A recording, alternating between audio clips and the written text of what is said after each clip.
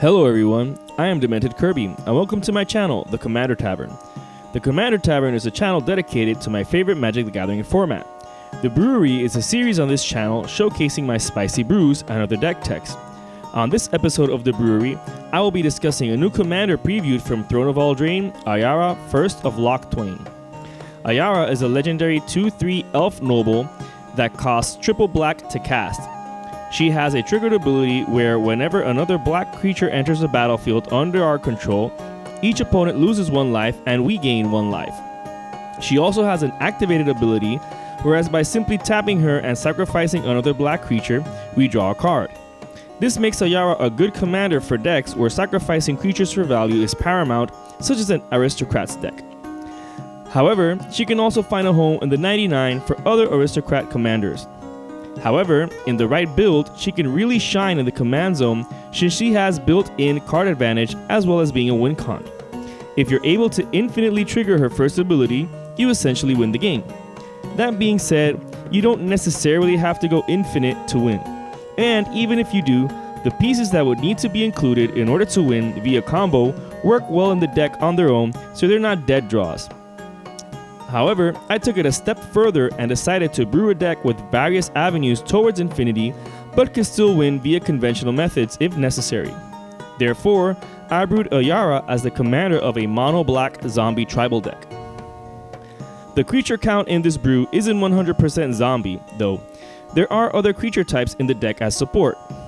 But, since zombies are a strong theme in the deck, it's only fitting to include zombie lords such as Cemetery Reaper, Death Baron, Lord of the Undead, Lord of the Accursed, Undead Warchief, and Zombie Master. The first 4 lords each give other zombies you control +1/+1, while Undead Warchief gives all your zombies +2/+1, including itself. Although Zombie Master, the original Zombie Lord, doesn't pump your other zombies, it does grant them Swamp Walk and regenerate for just 1 black mana. However, they're not simply included because they pump zombies. Cemetery Reaper can not only exile a creature card from a graveyard at instant speed for 2 generic and 1 black, but will give you a 2/2 black zombie creature token as well. Death Baron also gives Death Touch as well as its pump. Lord of the Accursed gives Menace to all of your zombies until end of turn if you pay 1 generic and 1 black and tap it. Lord of the Undead can recover a zombie card for just 1 generic and 1 black mana and tapping, similar to Unholy Grotto, which is also included in the deck. Undead Warchief also reduces the cost of zombie spells by 1 generic mana. Apart from these lords, there's also plenty of creatures that benefit from being in a zombie tribal deck, even though they're technically not lords themselves. Crypt Breaker might create a 2/2 black zombie creature token by paying 2 mana, discarding a card, and tapping, but that's not its main function in the deck. It's the second ability that matters most. By tapping 3 zombies, you get to draw a card at the cost of losing 1 life. Diregraph Colossus creates a 2/2 black zombie creature token whenever you cast a zombie card. Graveborn Muse can draw you a ton of cards during your upkeep if you have a lot of zombies in play.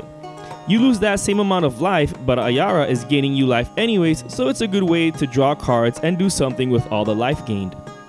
Gravespawn Sovereign can reanimate any creature card from your graveyard for just tapping 5 zombies. Noxious Ghoul is a good way to put the board in check because whenever it or another zombie enters the battlefield under your control, non-zombie creatures get -1/-1 until end of turn. If you're able to create a couple of zombie tokens in the same turn, it's very feasible to wipe the board while maintaining yours relatively unchanged. Relentless Dead can be used to reanimate another zombie creature from your graveyard when it dies if you pay its casting cost in generic mana. It can also recover itself to your hand when it dies if you pay 1 black. There are other similar zombie pseudo-lords, but since they're pivotal to other major strategies of the deck, they will be mentioned and explained in greater detail later on. Alright, so placing the zombie tribal in a parenthesis for now, let's see what else the deck is going to be doing.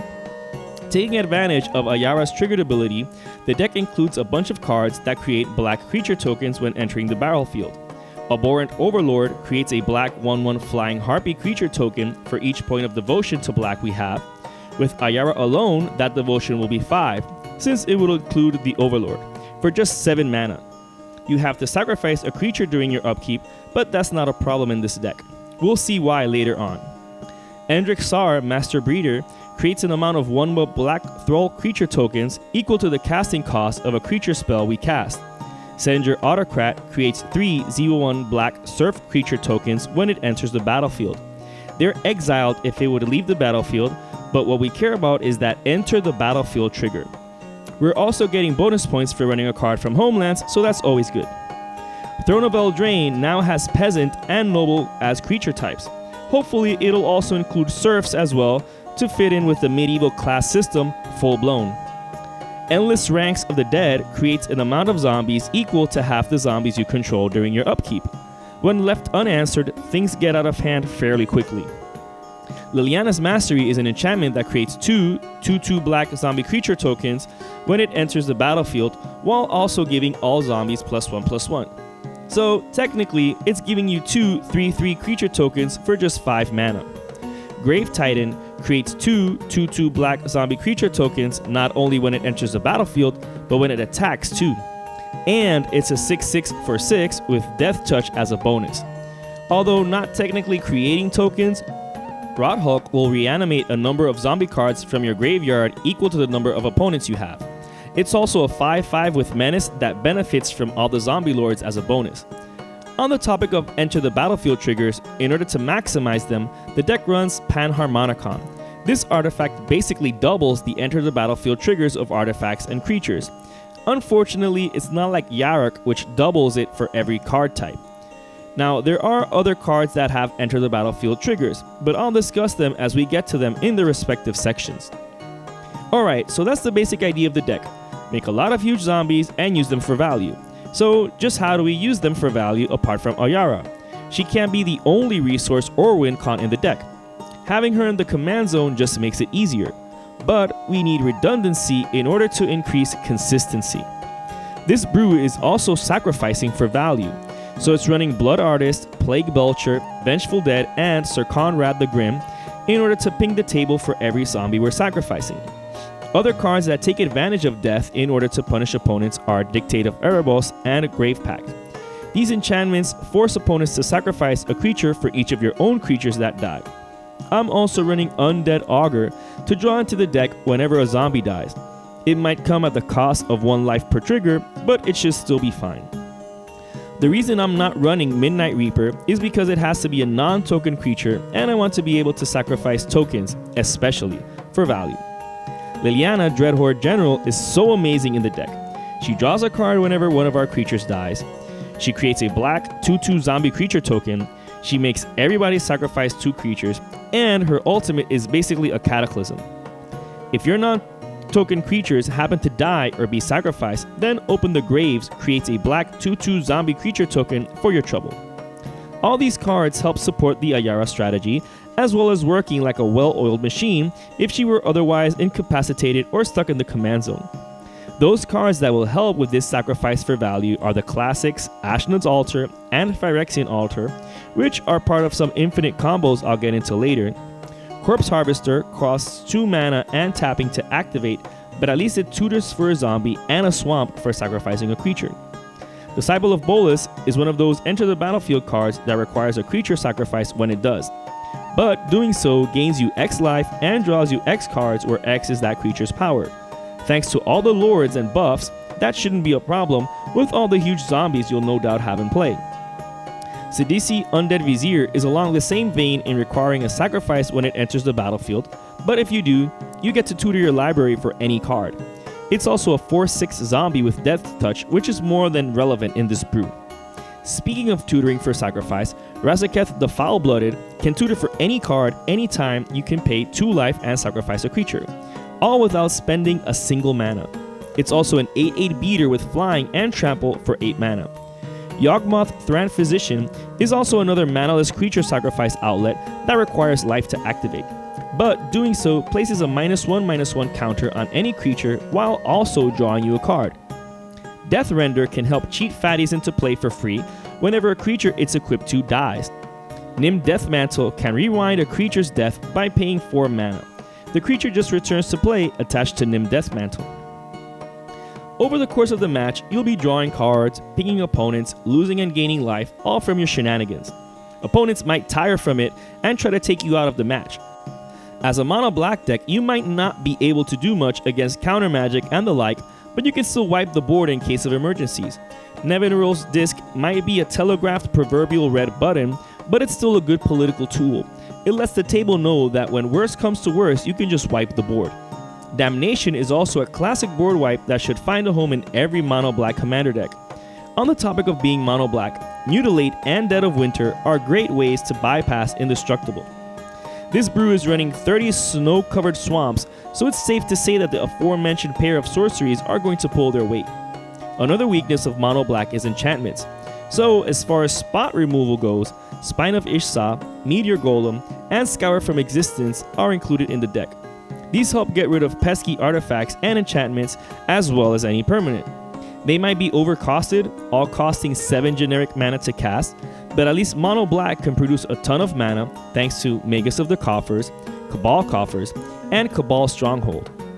If 30 basic snow-covered swamps weren't enough to maximize their value, the deck also runs Urborg Tomb of Yawgmoth. At least that helps power Cabal Coffers and Magus of the Coffers even more. No monocolored deck can be without Nykthos Shrine to Nyx, which can produce as much mana as your devotion to black, in this case. Now, I may be getting a bit ahead of myself, but on the topic of massive mana, Bubbling Muck is basically the black high tide since it allows swamps to tap for double black until end of turn. Liliana of the Dark Realms tutors for a swamp with her positive ability and then grants you an epic emblem with her ultimate, an emblem that makes swamps tap for quadruple black. Speaking of quadruple black, you can sacrifice a swamp to Lake of the Dead and tap it to produce 4 black mana. This brew also contains Cryptghast and Nirkana Revenant to have swamps tap for even more mana. With a brew dedicated to maximizing how many creatures enter the battlefield, Carnival of Souls really pulls its weight here. You might lose 1 life each time, but at least you add 1 black mana to your mana pool each time. Even so, you can also use life as black mana if you have Kirk, Son of Yawgmoth in play. So if you have a ton of life, you can easily use that as an additional resource to do really brutal things. And what exactly can we do with all this mana? Well, if opponents are already weakened, an epic Exsanguinate will end the match. And even if it doesn't, it'll pull you over really far ahead. You can also sink it into an epic Empty the Pits at the end of an opponent's turn. Having a ton of zombie creatures enter the battlefield with Ayara out simulates an Exsanguinate type effect anyways, as well as producing a ton of bodies. Alright, so apart from generating the mana necessary to power this beast, how do we not run out of steam? Well, black is never one to run out of waste into the deck. This brew is running Urbos, God of the Dead, Greed, Villis Broker of Blood, and Necropotence, all 4 amazing ways of drawing into the deck. With so many ways to perform the same actions, redundancy has given the brew consistency as previously mentioned. So the deck doesn't run many tutors while preferring instead to just draw into the deck. That being said, Sidisi and Razaketh are just such good cards to add. So along that same vein, Rune-Scarred Demon was also added. These tutors can be used to tutor up responses or that game-winning combo piece. Maybe having Grey Merchant of Asphodel enter the battlefield at that point in time will finish the game. Another game-ending card when used in a combo is Gravecrawler. So let's see that interaction in greater detail. There are multiple ways to get infinite enter the battlefield triggers, infinite Gravestorm, infinite Storm, infinite Death triggers, infinite leaves the battlefield triggers, and infinite cast triggers with Gravecrawler. The most common one is with Phyrexian Altar and another zombie creature in play, which is no big deal in a zombie tribal deck. Basically, you sacrifice Gravecrawler to Phyrexian Altar to generate 1 black mana. Then, use that mana to cast Gravecrawler from the graveyard. Simple. Now, that alone doesn't win games, but combined with Ayara, you have a way to infinitely trigger her pinging ability, an ability you have in the command zone. Notwithstanding, as mentioned earlier, redundancy is key. Maybe you don't have Ayara in play, but maybe you have Blood Artist, Plague Belcher, Vengeful Dead, and or Sir Conrad in play instead. Any of those cards in play and the entire table dies. Maybe you find yourself in a situation where you can't kill the table. Well, with Endrick Sar in play, every time you cast Gravecrawler, he creates a Thrall token. that token can then be sacrificed to Phyrexian Altar for black mana.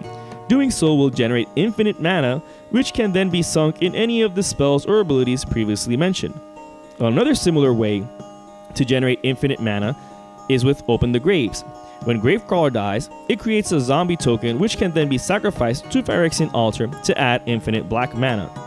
Although dangerous, you can also use this to draw into your deck with Undead Augur. Now, Gravecrawler isn't the only infinite engine possible in the deck either. Nim Deathmantle and Ashnod's Altar generates infinite mana with any creature that creates 2 or more tokens when entering the battlefield. If you cast a creature like Grave Titan, having it enter the battlefield with 2 zombie tokens, you can sacrifice all 3 creatures to Ashnod's Altar, adding 6 colorless mana to your mana pool.